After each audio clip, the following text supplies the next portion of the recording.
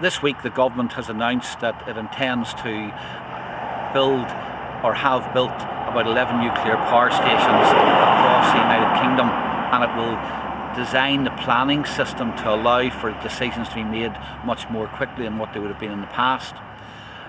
I personally support the introduction of nuclear power stations to the United Kingdom as one of the sources of energy. In Northern Ireland, we are overly dependent upon the use of gas and oil when it comes to the provision of electricity, and of course that makes us very vulnerable to the decisions which are made by governments in those parts of the world from which oil and gas come, and increasingly those governments are unstable. They're not friendly towards the West, and especially not friendly towards the United Kingdom, and of course that can put our power supplies in jeopardy.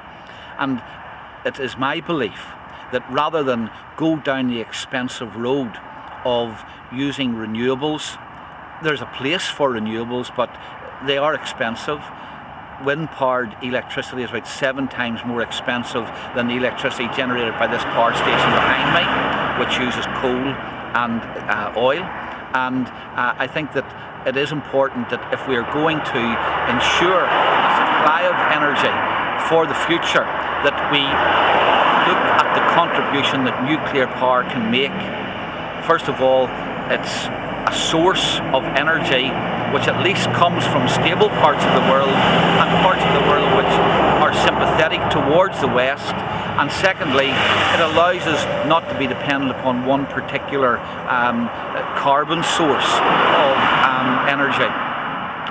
I know that the environmentalists, ironically, who want to cut down carbon emissions, also jump up and down about the use of nuclear power. But I think that they've got to realise they can't have it both ways. They can't say we don't want to use coal, oil and gas, while at the same time we don't want to use nuclear. Because the one thing we do know is that you will never provide energy just from wind, sun and wave. We will not have a consistent supply, we will not have a cheap supply, and we will find that we are increasingly vulnerable to power blackouts, and I don't think that that's in anyone's interest. So full marks to the government for at least starting this debate and starting to move down the road. Pity they hadn't done it about 10 years ago.